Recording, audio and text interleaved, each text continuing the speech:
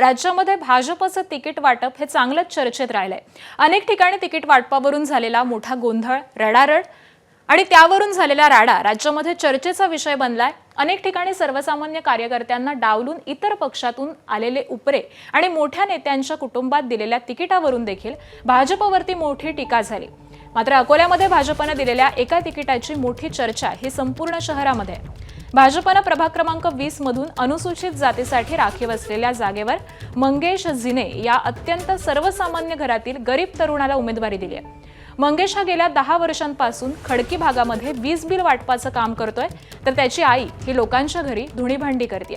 यासोबतच त्याचे वडील हे चौकीदार आहेत आणि भाजपने अकोला महापालिकेतील भाजपचा चर्चित चेहरा असलेल्या आणि 4 वेळा नगरसेवक असलेल्या विजय इंगळे यांचं तिकीट कापत मंगेश जिने यांना तिकीट दिलंय। मंगेशकडे प्रचार करायला देखील पैसे नसल्यामुळे त्याच्या सोबतचे इतर उमेदवार आणि कार्यकर्ते हे वर्गणी करून त्याचा प्रचार करतायत।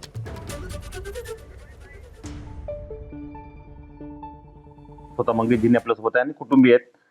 जेव्हा तुम्हाला तिकीट मिळालं असं सांगण्यात आलं तेव्हा काय भावना होती? तुमचा विश्वास बसला? माझा एकही रुपयाचा असा विश्वास बसला नाही। मला आश्चर्याचा धक्का खूप बसला की ज्यांनी मला सांगितलं की बा आता तुझं तिकीट कन्फर्म झालेलं आहे, तर मी टेन्शन मध्येच होतो एका प्रकारचा की बा खरंच मला भेटलं का नाही भेटलं की पण जेव्हा खरंच माझ्या हाती एबी फॉर्म आला तर तेव्हा मी विजो अग्रवाल जवळ खूप रडलो। त्यांच्या रूममध्ये मी खूप रडलो।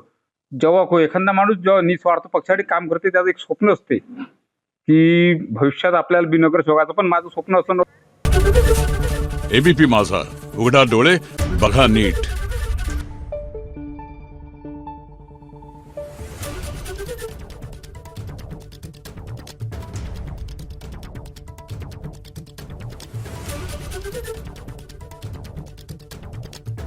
Thank you.